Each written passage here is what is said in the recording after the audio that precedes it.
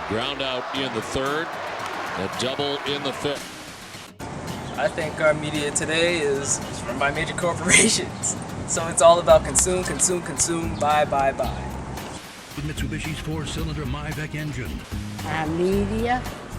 It is corrupted, my friend.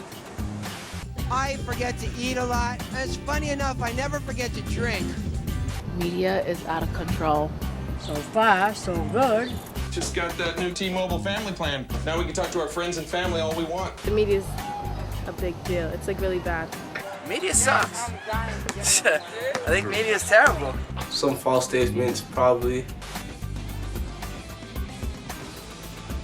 The media is something that's telling these young kids what to do, how they should act, who they should be. Today's media really desensitizes today's generation. I think they lie to us. You know, they just representing the interests of the rich, the powerful, the ruling class. I think they liked it.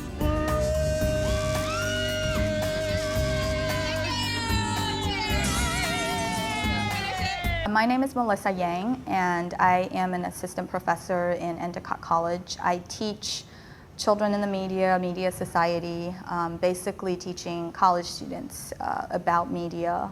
Internet can be media, television can be media, radio, and then iPods. That's your source of entertainment is the media. Your source of information is the media.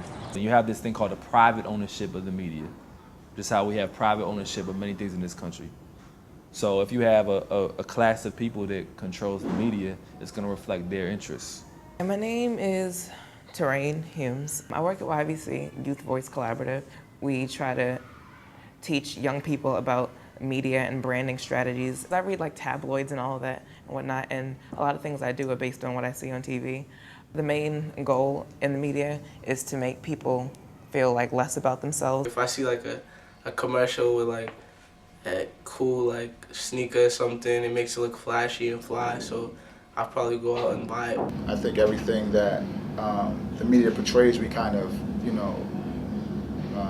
feed us, we kind of, take it, you know what I mean? It could be surrounding you in all sorts of aspects. If you go and watch Dark Knight, for instance, you might have heard about it in the news or on TV first of all, and then you go to Burger King and you saw that they're promoting Dark Knight.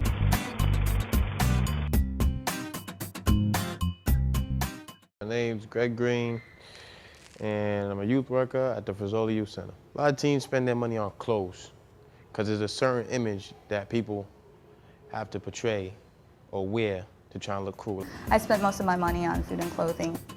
I'd spend it all on clothes. I wouldn't save anything. I'd probably get myself a house. I'd buy a house, car, and give some to charity maybe. I'll have to buy a house, a car, or spend money for my college. I would try to help out my family and charity and stuff. Jordans. Probably some sneakers.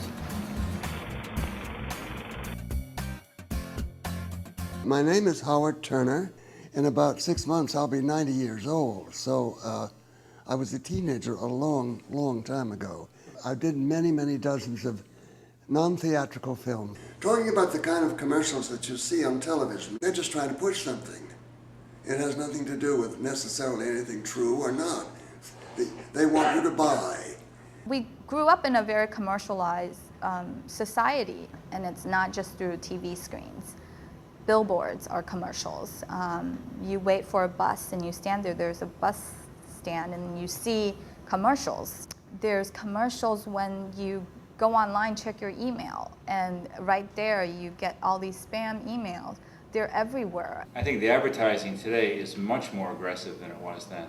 I mean, there was a lot of stuff they were advertising in the 1950s that they can't advertise now. You can't advertise liquor, you can't advertise cigarettes on the TV. I think I remember one. I'd walk a mile for a camel. Well, they have billboards. Billboards, yeah, lots more than there are today. Sure. Whiskey, vodka, beer, cigarettes. Cereal. Cereal, yeah. That's yeah. But now, Yeah. They have to, it's like a matter of life or death about some stupid shoes or something that they want. It's much more aggressive, but in a subtle way. In other words, it's more psychological. Once they get teenagers' attention, the second thing is to appeal maybe in a more emotional way. So it's not so much of, let me convince you how good this new MP3 player is compared to iPod. They might want to get your attention by playing a song that you like or with a spokesperson. Like I have a BlackBerry because a whole bunch of celebrities have BlackBerries and things like that, and I dress a certain way because I see my favorite celebrities dress in that way, and I follow the trends a lot. 2 hours the most. 2 hours at the most. About 2 or 3. Probably like 5. A good portion of the day.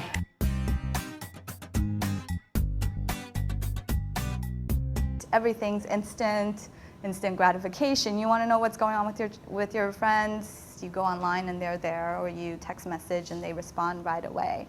I'm Greg Hill, program director here at Dorchester Youth Collaborative.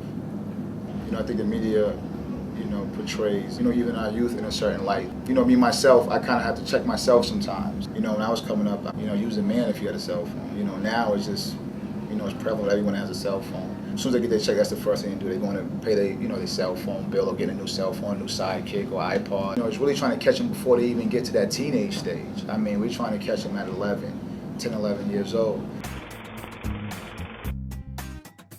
The world of films has changed a great deal because so much of it is advertising. My name is Andrew King. I'm a youth worker here at Frisoli. I help facilitate the Leaders in Action program. We work with about 22 teens. You see every single big movie coming out in Hollywood, from 300 to Halloween 4, Halloween 5 to Saw 2. Many of them are violent. John Wayne, how many movies did he make? Gung-ho, over the top, boys. The American soldiers are all heroic, the German soldiers are all cowards, or the Japanese soldiers were all whatever they were, cruel, and it was meant to be rah-rah, hooray for us. My name is Gloria Ojimba, and I'm a peer leader for the Youth Voice Collaborative. A movie that portrays a negative light for teens is A Menace to Society. Like, that movie is just all about gangbanging and violence and kids having children at young ages. Yeah. We see people with guns in their hands, like, people see that and like, oh, I want to be just like that. Moviegoers, movie watch, needs to be more aware of the fact that they need to make money. Movie producers, they're trying to make money and they want humor, they want people to come and attract attention, and so there are certain ways and formula that they follow in order to get there. What I like about TV is that the fact I can watch Family Guy. All it does is shoot you. It doesn't make breakfast at all. Ah! Oh, and I also like 30 Rock. That's what I like about TV.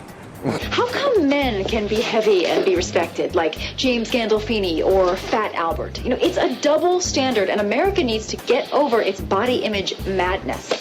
Law and Order is a must. And then you raped her and you sliced her throat. The TV definitely has TV shows that show different perspectives on life other than mine. There's this show on MTV, I think it's called My Sweet 16, and show all these really wealthy kids, they're celebrating their 16th birthday and their parents give them birthday presents. And one of them could be a really cool car. That's, in a sense, maybe sending across a certain message that,